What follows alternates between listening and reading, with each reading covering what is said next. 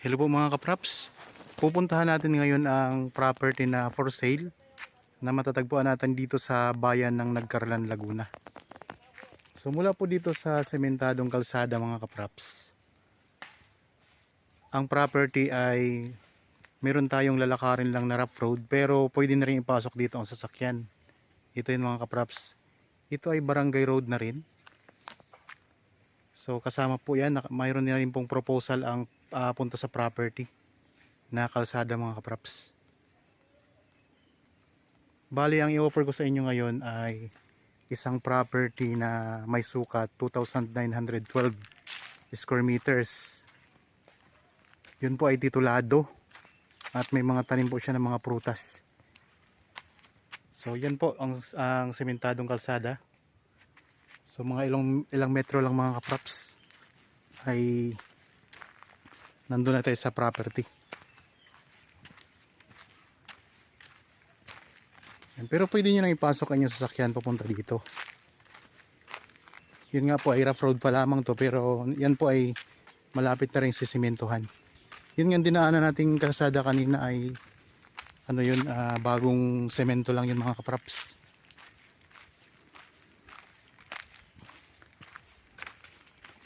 So ngayon meron kaming kasamang buyer na tinitripping namin. So yan, marami pang mga bahayan dyan mga kapraps.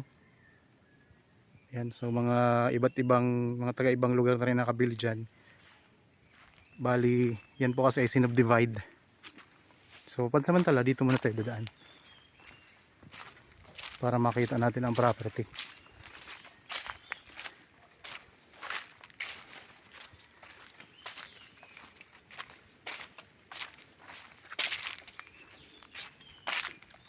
Marami din itong mga tanim na lansones. Meron na rin po itong proposal papunta doon sa may kalsada na rin to doon papunta sa ating pinanggalingan na daanan mga kapraps.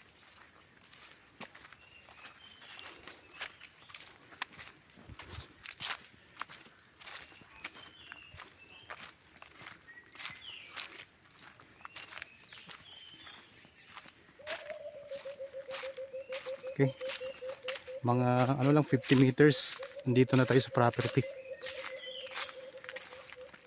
Ito na yun. Ito na mga kapraps, ito may bakod na ito na kawayan.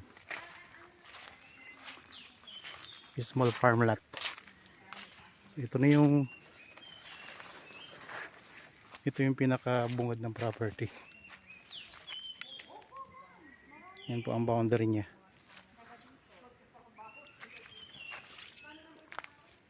So may mga tanim po na lansones, may mga santol, marami siyang lansones mga kapraps.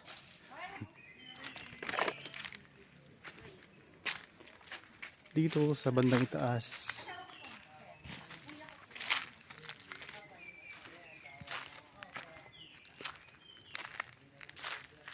okay, ito ang daming mga lansones mga kapraps.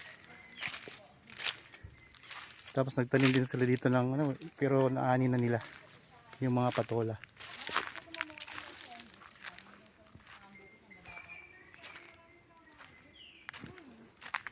Meron ding mga kawayan sa dulo ng property sa pinakalikuran. Ulitin ko lang mga kapraps, ang sukat nito ay 2,912 square meters. Ito ay titulado. Ang presyo po ay makikita nyo sa description box at sa title nitong video.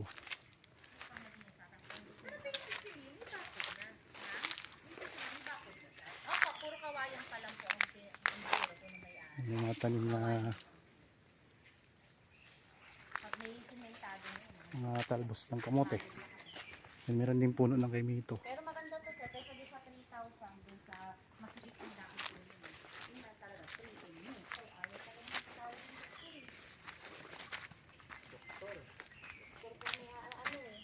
May mga tanim na puno ng niyog. Marami din mga puno ng niyog mga kapraps.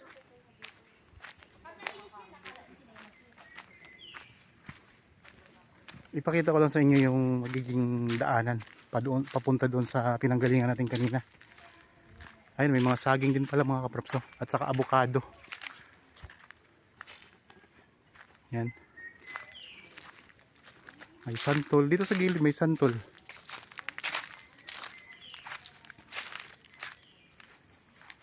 Ito yung na-vlog ko na mga kapraps. Pero wala yung video mula doon sa kalsada. So, kanina sinimulan ko para makita nyo po ang daanan papunta dito. Yan, ito pinakita ko nga ito sa vlog ko eh. Ito yung mahal dati na ano eh, halaman ng pandemic. Yan, maraming mga gabi-gabi dito, mga gabi. May mga papaya din.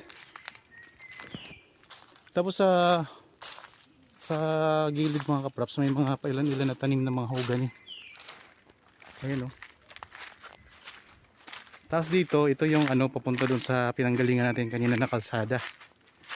Yan, dito mga kapraps. So dyan tayo galing kanina, yung pagpasok natin, ito yung magiging kalsada. Diretso po yan palabas na.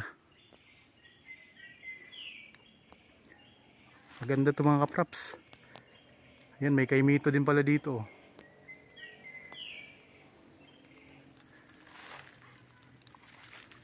Tapos may bakod siya na mga kawayan na. So small farmlet ito mga kapraps.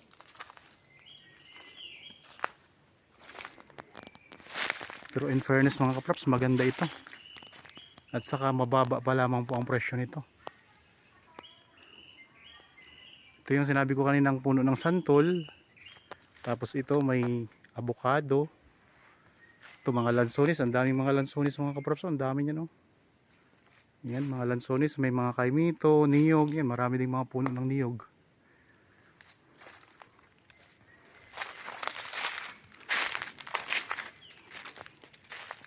Ito yung boundary niya dito sa gilid. Ayan. So papunta doon. Tapos doon sa bandang likuran, yung pinanggalingan natin kanina, medyo lumawak po siya. Lumawak siya doon mga kapraps. Malawak siya doon. Tapos doon sa may gilid, yun yung boundary niya. Yan, may mga saging din. So kung sakaling interested kayo sa property mga kapraps, kontakin lang po kami sa mga contact details na nandyan po sa inyong mga screen. Meron tayong Viber, cellphone number, Facebook Messenger, at meron din tayong WhatsApp para sa mga OFW nating mga viewers.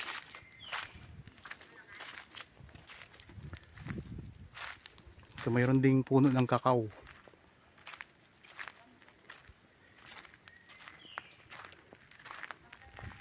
Tapos kanina may nakita ko marami na ring mga bahayan doon mga kapraps sa bandang unahan.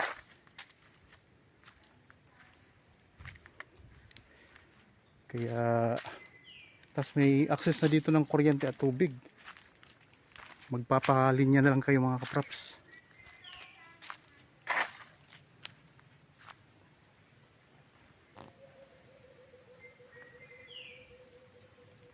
Ganda, maganda rin to.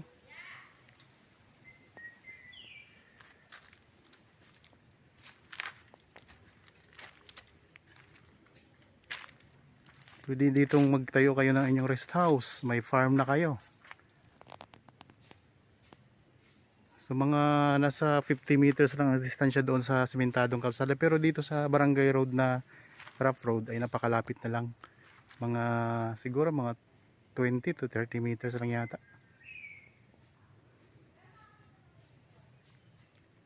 Tara, tingnan natin ulit. Balik tayo doon. Malabas na tayo sa property. Ayan po ang property mga kapraps. So malinis na rin. Tapos ito yung pansamantala natin dinaanan kanina.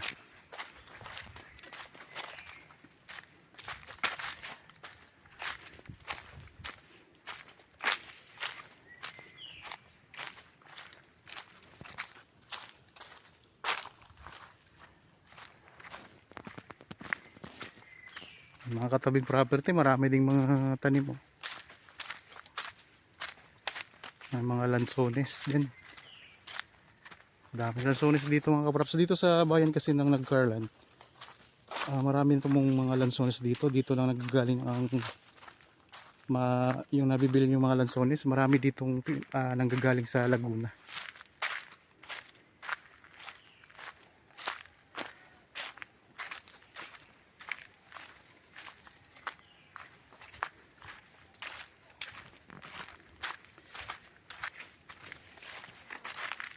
Yan, ito yung Barangay Road mga kaprops.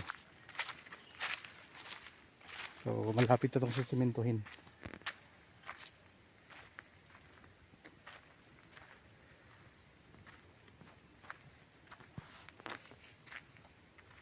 Tapos mula dito, ito yung rough road. Ilang hakbang lang ay nasa sementado na tayo. Ayun yung sementadong kalsada mga kaprops.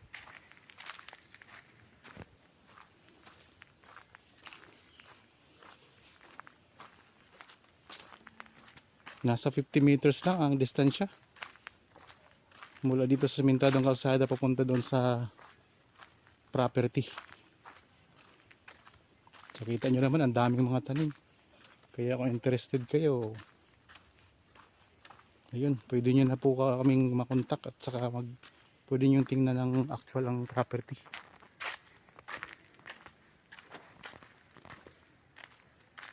Yan, pwede na ipasok doon na yung property, ang inyong sasakyan mga kaprops sa tapat ng property.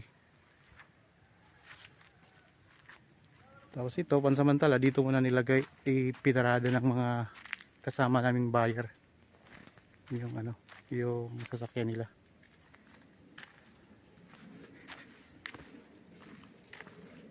Yan, ito na yung sementadong kalsada.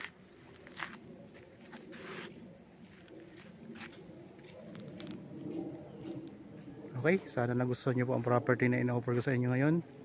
Para po sa bago pala sa aking channel at napadaan lamang po sa aking channel, huwag nyo pong kalimutang mag-subscribe at pindutin na rin po ang notification bell para maging updated kayo sa mga bagong property na i-offer namin. Maraming salamat po at God bless po sa ating lahat mga kaprops.